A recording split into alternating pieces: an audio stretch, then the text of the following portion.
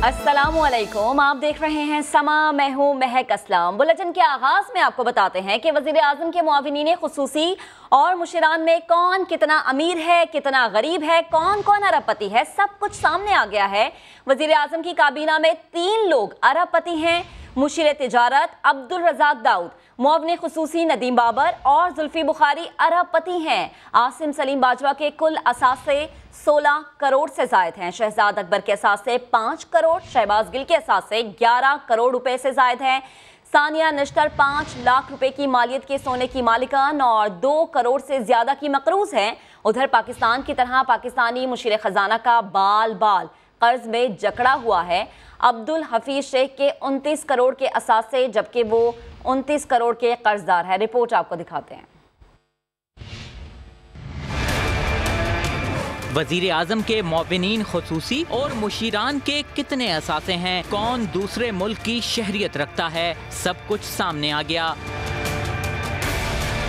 20 मुआविन खुसूसी और मुशीरान के असासे सरकारी वेबसाइट पर जारी कर दिए गए। 20 में से 4 दोहरी शहरियत के मालिक हैं। जुल्फी बुखारी बरतानवी शहरी, शहजादा सैयद कासिम और नदीम बाबर अमरीकी शहरी हैं। तानिया अदरीस के पास कैनेडियन नेशनैलिटी है, जबकि मोईद यूसुफ और Shahbaz Gill green card holder हैं। बैरून मुल्क असासों की बात करें तो जुल्फी बुखारी लंदन में 48,50,000 पाउंड की जायदाद के मालिक हैं। बैरून मुल्क $25 लाख का बैंक बैलेंस और 4 गाड़ियां हैं, जिनकी मालियत $5.25 लाख है। नदीम बाबर के बैरून मुल्क मुख्तलिफ कंपनियों में 13 करोड़ 77 लाख रुपए की सरमायाकारी है। उनके पास अमेरिका में घर है, जिसकी मालियत 3 करोड़ 11 लाख रुपए है। तानिया अदरूस के बैरून मुल्क अमेरिका में 9 करोड़ 42 लाख रुपए, लंदन में 8 करोड़ 55 लाख, सिंगापुर में 12 करोड़ 77 लाख और न्यूयॉर्क में 14.5 करोड़ से जायद के असासे हैं।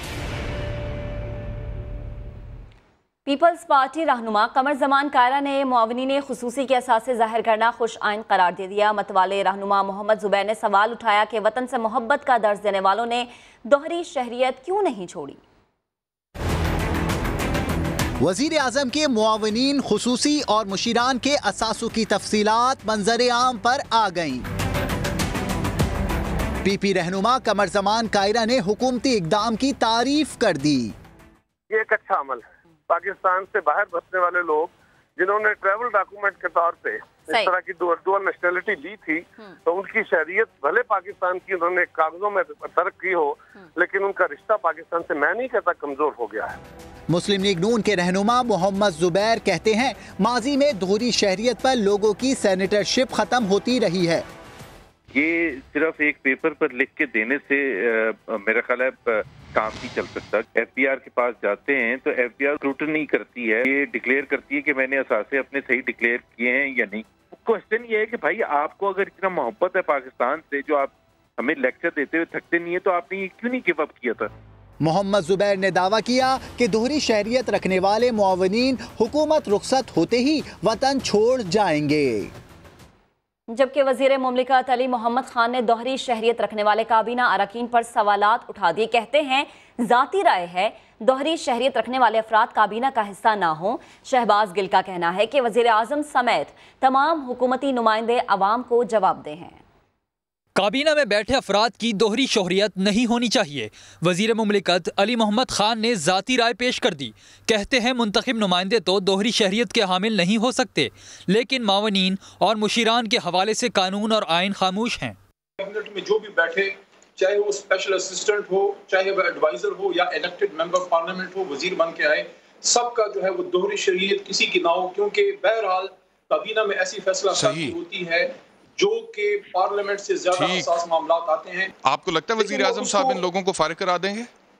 मेरे ख्याल में वजीर आजम साहब इस पे फैसला लेंगे। शहबाज गिल कहते हैं इमरान खान ने मुख्तलिफ पाकिस्तान का वादा पूरा कर दिया। कोई कानूनी जरूरत नहीं थी, कानूनन ये रिक्वायर्ड नहीं था। इमरान खान ने हमेशा वादा किया था 24 साल कि ये एक डिफरेंट पाकिस्तान होगा, यहाँ पर हर शख्स अकाउंटेबल होगा।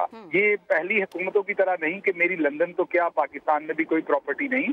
शहबाज गिल ने कहा कि 5 साल बाद हमारे असासों में इजाफा हुआ तो आवाम के सामने जवाबदेह होंगे। आगे बढ़ते हैं, वज़ीर आज़म की मसरूफियात की बात करेंगे। वज़ीर आज़म के अरकान कौमी असम्बली से मुलाकात की अंदरूनी कहानी समा सामने ले आया। शाह महमूद कुरैशी पर -1 की साजिश का इल्ज़ाम लगाने वाले MNA से इमरान खान ने 2 मरतबा मुलाकात की है। वज़ीर आज़म ने अरकान कौमी असम्बली को 10-10 करोड़ रुपए का तरक्याती फंड देने का वादा भी कर लिया। रिपोर्ट करेंगे नईम अशरफ भट्ट। इस वक्त मुल्तान में जितनी करप्शन हो रही है, खुदा की कसम खा के कहता हूँ पाकिस्तान की तारीख में आज तक नहीं हुई, और उसका जिम्मेदार अगर कोई है तो वो शाह महमूद कुरैशी है, वहाँ का DC CPO नहीं। शाह महमूद कुरैशी पर करप्शन और -1 की साजिश का इल्जाम। वजीर आजम की इल्जाम लगाने वाले MNA अहमद हुसैन से 2 मुलाकातों की अंदरूनी कहानी समा सामने ले आया। अरकान कौमी असम्बली से मुलाकात में एक MNA बोले, ब्यूरोक्रेसी हमारी बात नहीं सुनती, मुकामी कमेटियों के चेयरमैन भी हमारे नहीं। दूसरे रुकने कौमी असम्बली ने शिकायत की कि एक आला हुकूमती शख्सियत ने उनके खिलाफ प्रेस कॉन्फ्रेंस करवाई, हमारे हलकों में मुदाखलत की जा रही है। रुकने कौमी असम्बली ने कहा कि वो हुकूमती शख्सियत और प्रेस कॉन्फ्रेंस करने वालों के खिलाफ हक़ इज्जत का दावा करेंगे, जिस पर वजीर आजम ने उन्हें रोक दिया और कहा आप ऐसा कुछ नहीं करेंगे। वजीर आजम ने उस्मान बुज़दार को हिदायत की कि अरकान कौमी असम्बली के तमाम मसाइल हल करें, आइंदा शिकायत नहीं होनी चाहिए। उन्होंने पंजाब के तमाम MNAs को 10-10 करोड़ रुपए का तरक्याती फंड देने का वादा भी किया। नईम अशरफ भट्ट, समा, लाहौर। वज़ीर आज़म इमरान खान ने लाहौर में मसरूफ दिन गुजारा। वज़ीर आला पंजाब से 1-on-1 मुलाकात हुई। अरकान कौमी असम्बली से मिले तो उन्होंने शिकायत के अंबार लगा दिए।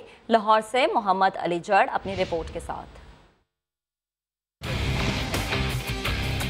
अरकान कौमी असम्बली के वज़ीर आला पंजाब पर तहफ़्फ़ुज़ात। इमरान खान का बुज़दार की कारकर्दगी पर इजहार इत्मीनान। पंजाब में निचली सतह की करप्शन खत्म न होने पर इमरान खान बरस पड़े।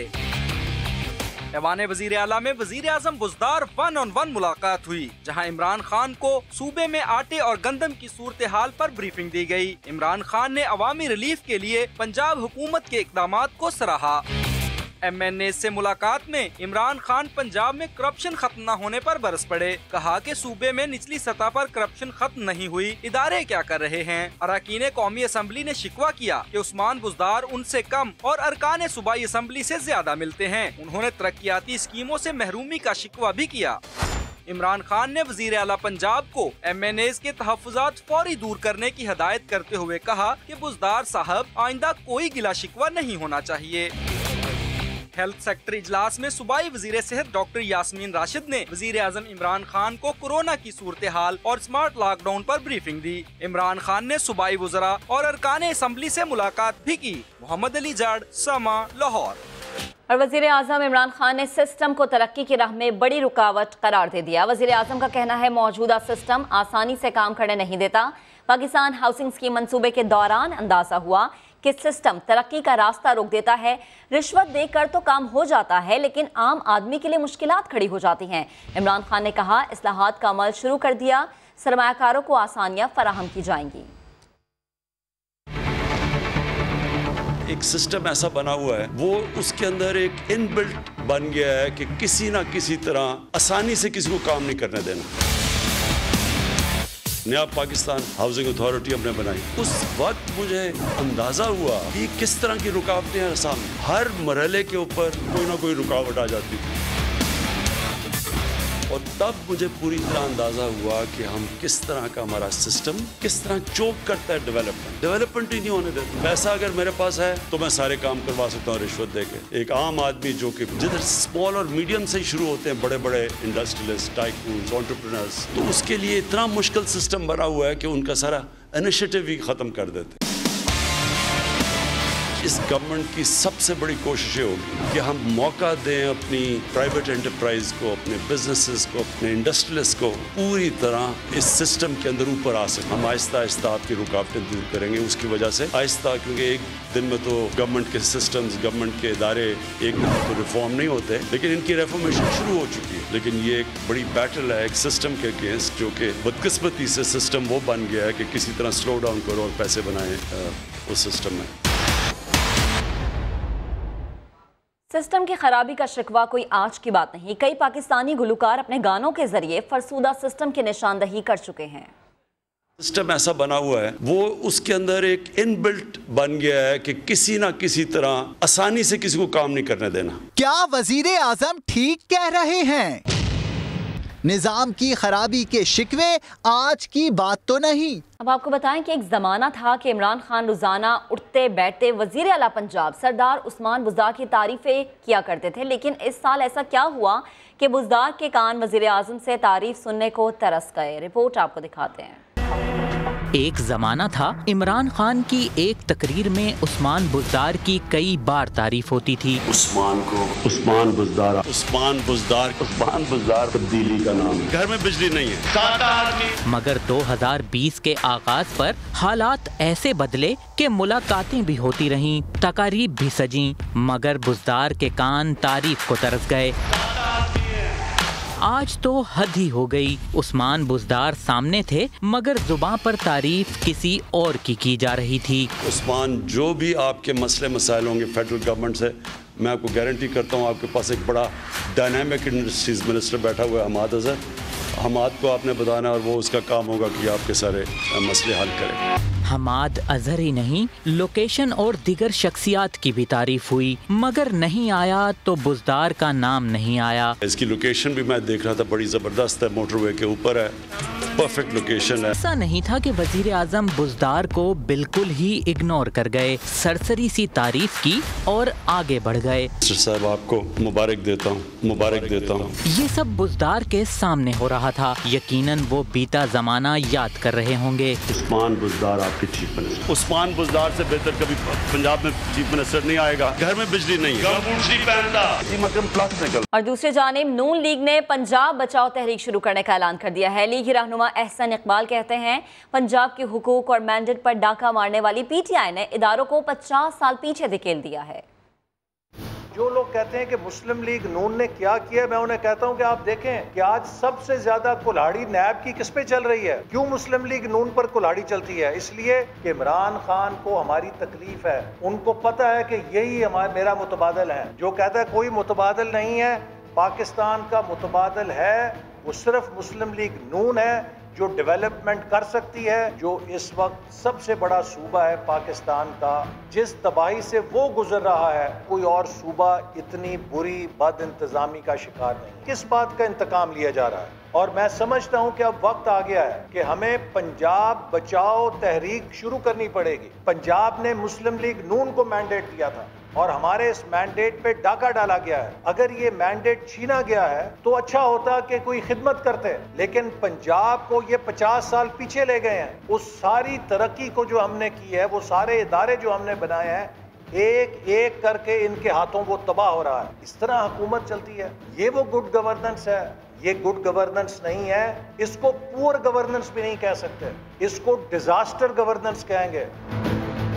आगे बढ़ते हैं, बड़ी कार्रवाई की बात करेंगे। पाकिस्तान का अमन अमान तबाह करने का एक और भारतीय मंसूबा नाकाम बना दिया गया। हसास इदारों और पुलिस ने कराची से कालादम तंजीम के 6 दहशतगर्द गिरफ्तार कर लिए।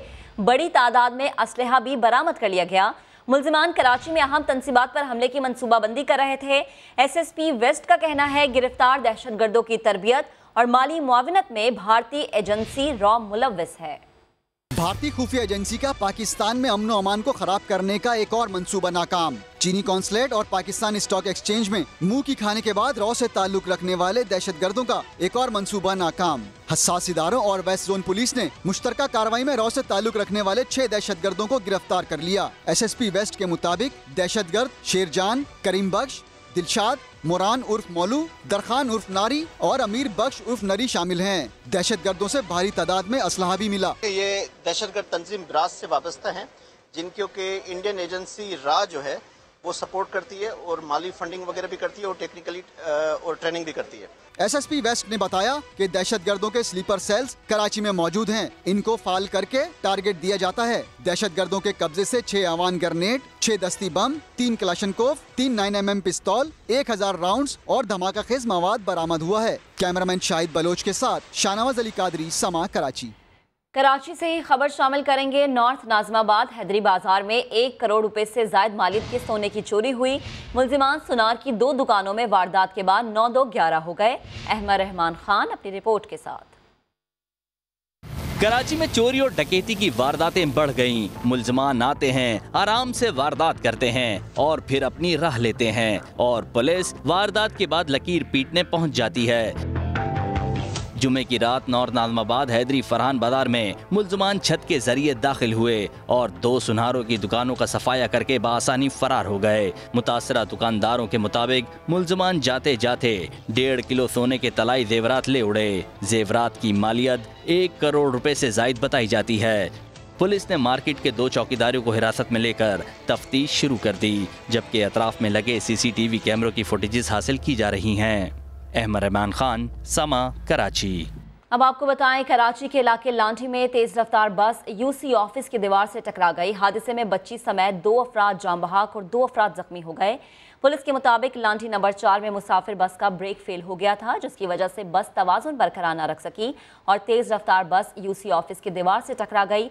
हादसे में 12 साल की बच्ची हादिया और 55 साल का शख्स आरिफ हलाक हो गया, जबकि 2 अफराद जख्मी हुए हैं। पुलिस ने बस को तहवील में ले लिया। और मियाँवाली मुजफ्फरगढ़ रोड पर चांदनी चौक के करीब ट्रक और कार में तसादुम हुआ है, जिसमें 3 अफराद जान से गए। हादसे के बाद रेस्क्यू ने जख्मियों को तिब इमदाद देकर अस्पताल मुंतकिल किया, जहां वो जख्मों की ताब न लाते हुए जान बहक हो गए। रेस्क्यू ज़राए बता रहे हैं कि हादसा तेज रफ्तारी के बायस पेश आया। आगे बढ़ते हैं। इस्लामाबाद में ताजरों की हॉर्न बजाओ हुक्मरान जगाओ रैली मुतालिबात मानने के लिए हुकूमत को 31 जुलाई की डेडलाइन देकर ख़त्म हो गई। ताजरों का कहना है कि मुतालिबात तस्लीम ना किए गए तो फिर हुक्मरानों को जगाने की नहीं भगाने की बात होगी। नूरुल अमीन दानिश की रिपोर्ट। बाजों की गूंज में मुल्क भर से आए सैकड़ों ताजरों की हारन बजाओ हुक्मरान जगाओ रैली इस्लामाबाद की सड़कों पर। रैली में ट्रक के साथ कारों और मोटरसाइकिलों के रेले। रास्ते में पुलिस की भारी नफरी मौजूद रही। पिंडी के काफिले की मरी रोड पर सिक्योरिटी एहलकारों से धक्कम पेल और नारेबाजी। रैली को इस्लामाबाद पुलिस ने 0 पॉइंट पर रोका। मुजाहिरीन ने ट्रैफिक ब्लॉक कर दी। मुज़ाकरात के बाद आगे बढ़ने की इजाजत मिली तो सरीना चौक पर फिर से पुलिस से पाला पड़ गया। इंतजामिया ने रेड जोन जाने की इजाजत ना दी तो रैली वहीं पर जलसे में तब्दील। कारोबारी औकात रात 10 बजे तक बढ़ाने और रेस्टोरेंट्स, होटल्स, स्कूल्स और शादी हॉल्स फौरी खोलने के मुतालबात दोहराते हुए बड़ी धमकी भी दे दी। तमाम बंद सेक्टर्स को SOPs के मुताबिक न खोला तो फिर हुक्मरान जगाओ नहीं होगा, फिर हुक्मरान भगाओ तहरीक चलेगी। वज़ीर आज़म हाउस के सामने पहुंचकर हारन बजाने का प्रोग्राम धरा रह गया और मुजाहिरीन सरीना चौक पर जलसा करके वापस चले गए। और पंजाब एजुकेशन फाउंडेशन ने मुतालबात की मंजूरी के लिए प्रेस क्लब से ज़मान पाक तक रैली का इनेकाद किया। एहतजाज के लिए पहुंचने वाले 20 से ज़्यादा असातिज़ा को गिरफ्तार कर लिया गया। मुजाहिरीन के मुताबिक 6 माह से फंड्स ना मिलने पर मुश्किलात से 2-4 हैं। फंड्स की अदम दस्तयाबी पर तनख्वाहें, किराए और यूटिलिटी बिल्स अदा नहीं कर पा रहे। मुजाहिरीन ने गिरफ्तार असातिज़ा की फौरी रिहाई और फंड्स की फराहमी का मुतालबा किया है। अब आपको बताएं कि टिकटॉक स्टार हरीम शाह के फारूक सत्तार से मुतालिक दिलचस्प इंकशाफात सामने आए हैं।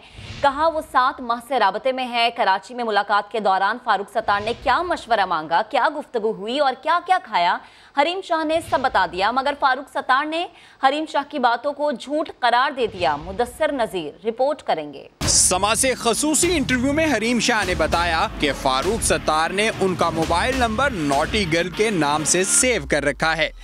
वो 6-7 माह से राब्ते में हैं। उन्होंने कराची में फारूक सत्तार से आखिरी मुलाकात का अहवाल भी बताया। होटल में वो आए और उन्होंने स्पेशल ऊपर रूम वगैरह रिजर्व करवा के फिर हमें उन्होंने इनवाइट किया। फिर वहाँ पे हमारी गपशप हुई और वहाँ पे हम बैठे और हमने साथ में चाय पिया और साथ में मैंगो वगैरह और फ्रूट वगैरह खाया और वहाँ पे मतलब घंटा 1.5 घंटा ऑलमोस्ट डिस्कशन हुई हमारी और मीटअप हुआ। फारूक सत्तार ने अपने और अपनी पार्टी से मुतालिक क्या कहा और क्या मशवरा मांगा, हरीम शाह ने ये भी बता दिया। उन्होंने ये कहा था कि आजकल मेरे फाइनेंशियली हालात ठीक नहीं है, मेरी पार्टी थोड़ा डाउन जा रही है, मुझे आप कुछ इंस्ट्रक्शन है तो मैं फॉलो कर सकूँ। मैंने कहा सर अगर आप मुझसे टिकटॉक की या किसी और जो मेरे काम है उनकी इंस्ट्रक्शन लेंगे तो मैं तो आपको दे भी सकती हूँ।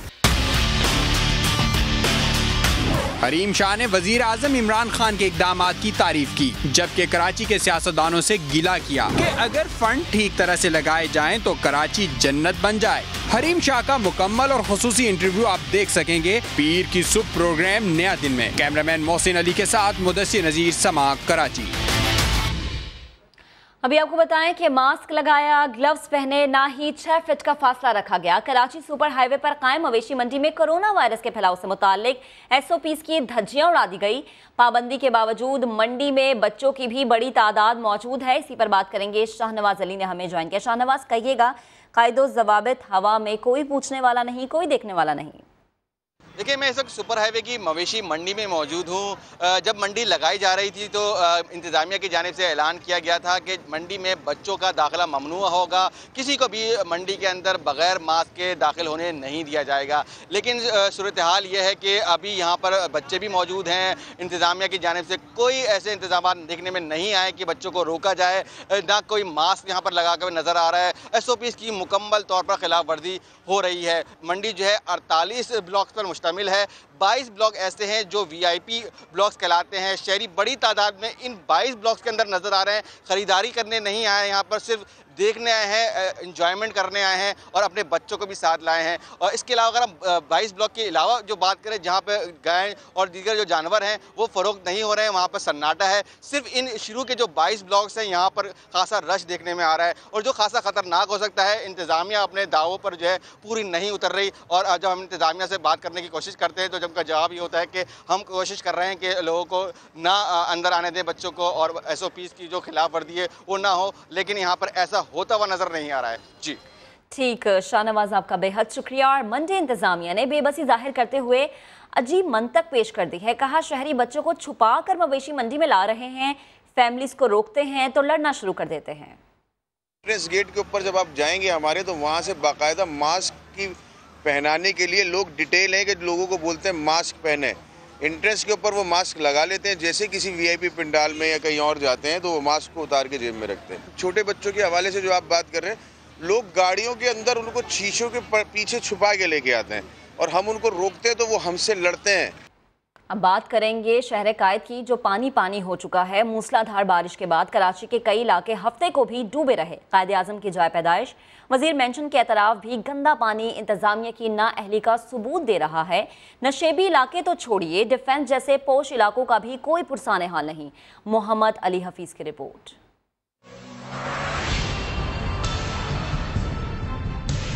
कराची में तेज बारिश के बाद तबाही के मनाजिर। सबसे ज्यादा जिला जनूबी में होने वाली 41 मिलीमीटर बारिश का पानी दूसरे दिन भी इंतजामिया की नाअहली की गवाही देता रहा। रैन इमरजेंसी के दावेदारों ने कायदे आजम की जाए पैदाइश वजीर मेंशन को भी लिफ्ट नहीं कराई। समा पर खबर चली तो सरकारी मशीनरी हरकत में आई।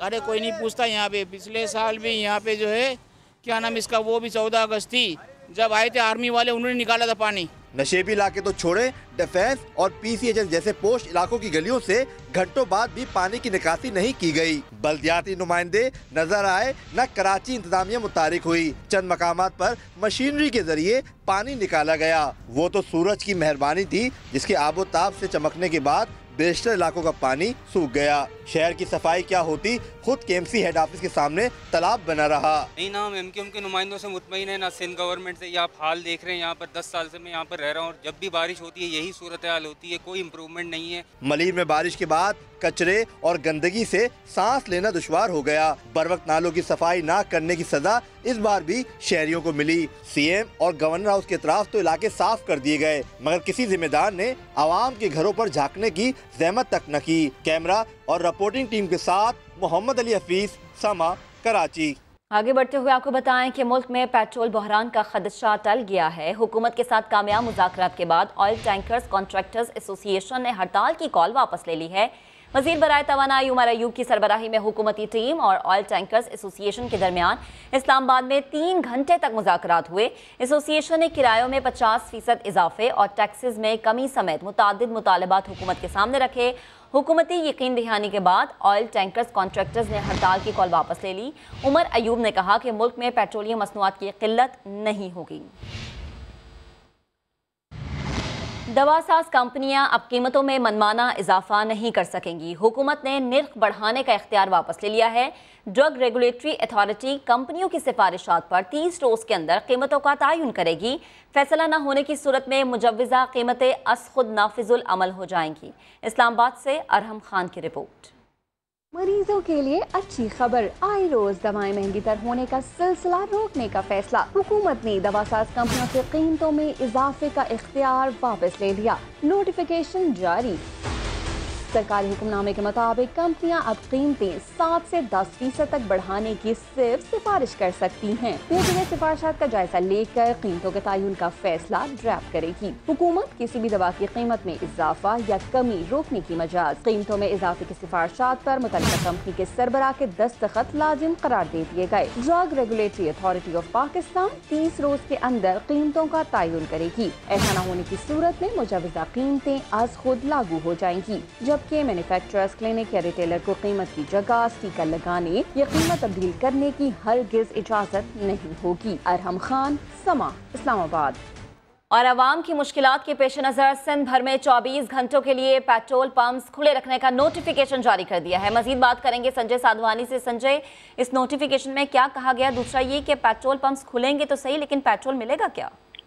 जी बिल्कुल, सिंध हुकूमत ने सिंध भर में पेट्रोल पंप 24 घंटे खोलने का नोटिफिकेशन जारी कर दिया है। इससे पहले हफ्ता और इतवार को पेट्रोल पंप बंद होते थे, मगर अब ये 7 दिन ये पेट्रोल पंप खुले रखे जाएंगे और 24 घंटे ये पेट्रोल पंप खुले रहने का हुक्म दिया गया है। बेकरीज जो हैं उनके टाइमिंग में भी तब्दीली की गई है। सुबह 6 से रात 10 बजे तक तमाम बेकरीज को भी खुले रखने की इजाजत दे दी गई है। पेट्रोल क्योंकि फराहम करना वफाकी हुकूमत की जिम्मेदारी है, पेट्रोलियम वफाकी मंसूरात है, और बाकी जो टाइमिंग है सूबाई मामला जिसका सिंध हुकूमत ने नोटिफिकेशन जारी कर दिया है। और ये इसलिए जारी किया गया कि बारिशें हो रही हैं, बारिशों के बाद लोड शेडिंग में आवाम को शदीद मुश्किलात का सामना है, तो जनरेटर वगैरह के लिए पेट्रोल की ऐसी जरूरत होती है। आवाम की मुश्किलात को मद्देनजर रखते हुए वज़ीर सिंध ने ये हुक्म दिया था कि आज जो है वो ये नोटिफिकेशन जारी कर दिया जाएगा और अब महकमा दाखिला की जानिब से सरकार थोड़ा बहुत आवाम का ख्याल कर रही है। संजय, आपका बेहद शुक्रिया। खबर है लाहौर से, जहां चक्की मालिकान ने आटा 3 रुपए बढ़ाकर 68 रुपए फी किलो कर दिया है। कहते हैं मार्केट में गंदम की कीमत बढ़ रही है, आटा महंगा करना हमारी मजबूरी है। हुकूमत रेट नीचे लाना चाहती है तो गंदम के निर्ख कंट्रोल करे। रिपोर्ट करेंगी तहमीना अहमद। गंदम पहुंची 2200 रुपए फी मन, तो चक्की एसोसिएशन ने भी 65 रुपए फी किलो आटा बेचने से इनकार कर दिया। मालिकान का कहना है कि हुकूमत ने गंदम का रेट 1400 रुपए मुकर्रर किया है, लेकिन इस कीमत पर गंदम दस्तयाब नहीं और वो मजीद नुकसान बर्दाश्त नहीं करेंगे। इस वक्त 1400 रुपए से कम तो मिली नहीं ना, बढ़ती 2200 रुपए तक पहुँच गया। जब सीजन नमी गंदम आई थी ना, उस वक्त भी 1300-1400-1500 रुपए रेट था। दूसरी जानिब अवाम महंगा आटा खरीदने पर मजबूर हैं, जिनका कहना है कि लॉकडाउन की वजह से पहले ही उनकी आमदनी कम हुई और अब जरूरी अशिया महंगी हो रही हैं। आटे वाले इनके अपने हैं, चीनी वाले इनके अपने हैं, पेट्रोल वाले अपने। अवाम को क्या दे रहे हैं ये लोग? पहले जो था वो 10 किलो या 20 किलो लेके जाते थे, तो अब ये 4 किलो लेके जा रहे हैं, इसी वजह से कि महंगा हो गया। चक्की एसोसिएशन के मुताबिक गंदम की कीमत मजीद बढ़ने से आटे का रेट भी उसी तनासब से बढ़ेगा। कैमरामैन खावर महमूद के साथ तहमीना अहमद, समा, लाहौर। अब आपको बताएं कि मुल्क भर की हाई कोर्ट्स और कचहरियों में जजेस की 1000 से ज़ायद असामियाँ खाली हैं। ज़ेर-ए-इल्तवा मुकदमात की तादाद 17 लाख से तजावुज़ कर चुकी है। सिविल और फैमिली कोर्ट्स को जजेस की सबसे ज़्यादा कमी का सामना है। सूरत हाल पर इस्लामाबाद हाई कोर्ट ने बरहमी का इजहार किया। वजारत कानून से तफसीलात मांग ली। जुल्करनैन इकबाल अपनी रिपोर्ट के साथ। वर्ल्ड जस्टिस प्रोजेक्ट की रिपोर्ट के मुताबिक 128 मुल्कों का उन्होंने एनालिसिस किया, जिसमें पाकिस्तान बदकिस्मती से 120 नंबर के ऊपर था। जी हाँ, मुकदमात के फैसले कैसे होंगे और इंसाफ कैसे होगा जब जजेस ही नहीं होंगे। रवां साल 31 मई तक के आदाद-ओ-शुमार के मुताबिक मुल्क भर की हाई कोर्ट्स और कचहरियों में मजमूई तौर पर 1019 असामियाँ खाली, 17 लाख से ज़ायद मुकदमात ज़ेर-ए-इल्तवा हैं। इस्लामाबाद की 25 अदालतें जजिस तकर्री और 40,000 से ज्यादा मुकदमात फैसलों के मुंतजिर। सिंध में जजिस की 36, बलोचिस्तान में 62 और खैबर पख्तूनख्वा में 84 और पंजाब में 786 असामियाँ खाली। पंजाब में 11 लाख से ज्यादा ज़ेर इल्तवा मुकदमात में से 9,23,000 से ज्यादा सिविल और फैमिली मुकदमात, जबकि 645 सिविल और फैमिली कोर्ट्स जजों से ही महरूम। KPK में सिविल और फैमिली जजिस की 82, बलोचिस्तान में 48 और सिंध में 14 अदालतें अदम तैनातियों पर गैर फाल हैं। खसूसी अदालतों में जजेस की तैनाती के केस में इस्लामाबाद हाई कोर्ट सूरत हाल पर सख्त बरहम। चीफ जस्टिस अतर मिनल्ला ने रिमार्क्स दिए, वजारत कानून ने यकीनी बनाना है कि किसी भी अदालत में जज की नशिस्त खाली न हो। अदालत ने वजारत कानून से खाली असामियों और तैनातियों से मुतालिक इकदामात की रिपोर्ट आइंदा हफ्ते तलब कर ली। जुल्करनैन इकबाल, समा, Islamabad. Secretary law and justice commissioner ने लॉ कॉलेजेस के तालीमी मयार पर सवाल उठा दिया। समा को इंटरव्यू में कहा, जब कोई पास ही ना हो तो उसे जज कैसे बना दे, तकर्रुरी का मयार कम नहीं कर सकते। मजीद कहा कि कानून की तालीम का मयार वक्त के साथ साथ गिरता चला गया। जहाँ तक सबऑर्डिनेट जुडिशरी की बात है, जिसमें आप डिस्ट्रिक्ट जुडिशरी की बात करते हैं, civil courts, family courts, district courts, उसके लिए पोस्ट एडवर्टाइज होती हैं, फिर उनका एक एग्ज़ाम होता है, उस एग्ज़ाम के बाद फिर उनका इंटरव्यू होता है, एप्टीट्यूड टेस्ट होता है, उसके बाद सिलेक्ट किया जाता है। सक्सेसफुल कैंडिडेट का रेशो है वो कोई इतना इनकरेजिंग नहीं है, बहुत कम है। इसकी वजह से पोस्ट जो हैं वो वैकेंट रहती हैं। जुडिशरी की बड़ी प्रेस्टिजियस पोस्ट हैं, स्केल अच्छे हैं, सैलरी अच्छी है और माशरे में एक इज़्ज़त, एक मकाम है और इंसाफ का तराजू उनके हाथ में होता है। उसके लिए बहुत कम लोग क्वालिफाई करते हैं। मैं ये तो नहीं कहूँगा कि सारों का म्यार इतना अच्छा नहीं है। माशाल्लाह इन्हीं लॉयर्स में से हाई कोर्ट्स के जजेस भी आए हैं, इन्हीं में से सुप्रीम कोर्ट के जजेस और चीफ जस्टिस पाकिस्तान तक आए हैं। लेकिन with the passage of time ये बात दुरुस्त है कि लीगल एजुकेशन का म्यार जो है वो जदीद तकाज़ों के हमांग नहीं हो सका, उसकी वजह से उसका म्यार गिरता गया है। इस म्यार को बेहतर करने की ज़रूरत है। जो टैलेंटेड लोग मौजूद हैं और माशाल्लाह बड़ी अच्छी वकालत है, बड़ी अच्छी प्रैक्टिस है, शायद इस तरफ आने में इंटरेस्ट का फुकदान है या उनके नॉलेज का फुकदान। कोरोना की वबा के बायस बेंगोरा में बुक सेलर्स का कारोबार ठप होकर रह गया। सैयद शहाबुद्दीन रिपोर्ट करेंगे। कोरोना से मुस्तकबिल के मेमारों की हिफाजत का मिशन। स्वात में तालीमी इदारे बंद हुए तो कुतुब फरोशों का कारोबार भी ठप हो गया। बुक शॉप मालिक हाजी जाहिद की दुकान तो लॉकडाउन में नरमी के बाद खुल गई, लेकिन दिन गुजर जाता है गाहक के इंतजार में। हफ्ते में हम 4 दिन दुकानदारी कर रहे हैं और दुकानदारी भी नहीं कर रहे, चौकीदारी के लिए आ रहे हैं क्योंकि काम तो है नहीं। यही हाल दीगर बुक शॉप का भी है, जिन्होंने नए तालीमी साल के लिए लाखों रुपए की किताबें, कापियाँ और स्टेशनरी तो खरीद ली, लेकिन कारोबार का पहिया चलने का नाम नहीं ले रहा। इन दिनों में हमारे जो मतलब कारोबार था वो टॉप पर होता था, आजकल एक भी गाहक नहीं है, तो उसकी वजह से तकरीबन करोड़ों का नुकसान लोगों का हुआ है। बुक फरोश, असातिज़ा और वालिदैन ने हुकूमत से SOPs के तहत तालीमी इदारे जल्द खोलने का मुतालिबा किया। लॉकडाउन से जहां मईशत को शदीद नुकसान पहुंचा है, वहीं कौम के मेमारों का मुस्तकबिल रोशन करने वाली ये दुकानें मुआशी बदहाली का शिकार है। कैमरामैन फरजंद अली के साथ सैयद शहाबुद्दीन, समा, स्वात। सनती शहर का रुख करेंगे, जहां शहरी जगह जगह इस्तेमाल शुदा मास्क और ग्लव्स फेंकने लगे। सफाई करने वाले कोरोना के साथ साथ इंसानों की लापरवाही से कैसे जंग लड़ रहे हैं, दिखाएंगी शाहीन शहजादी अपनी रिपोर्ट में। ग्लव्स और मास्क और कट टाइम वगैरह लोग डॉक्टर नीचे फेंक जाते हैं, हम नीचे से उठाते हैं, यही हमारी ड्यूटी है बस। कोई किसी को एहसास नहीं है कि ये सारा दिन काम करते हैं, मेहनत करते हैं, हम लोग नीचे फेंक के चले जाते हैं। जब कोई बात करते हैं तो वो आगे से मारते हैं और बुरा भला कहते हैं हमको।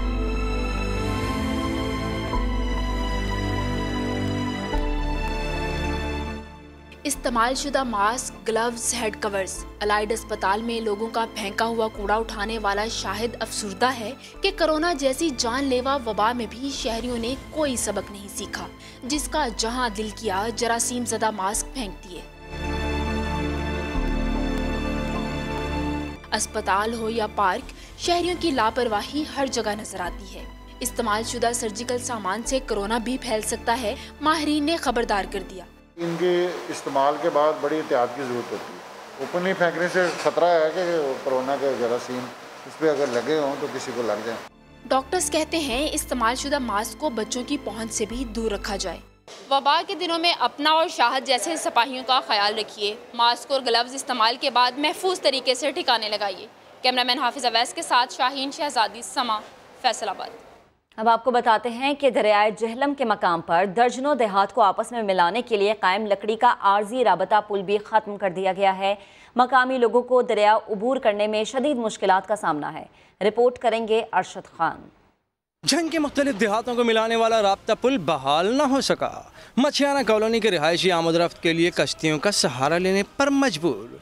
जिला इंतजामिया ने दरिया जहलम पर कायम लकड़ी का आर्जी पुल भी ख़त्म कर दिया। पुल पहले थी, ठेकेदार ने मशीन के साथ गिराई है और उसके बाद तकरीबन 2 साल हो गए बनाने का कोई नाम ही नहीं ले रहा। हम लोगों ने जो कोई भी चीज़ लेनी होती है तो हम लोग इतना लंबा सफ़र करके कश्ती के ज़रिए आते हैं और सामान लेते हैं। हमें बहुत मुश्किलात हो रही है।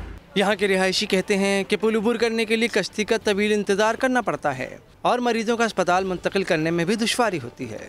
ये हमारे लिए जहाज़ है, हम तो इसे जहाज़ भी कह सकते हैं।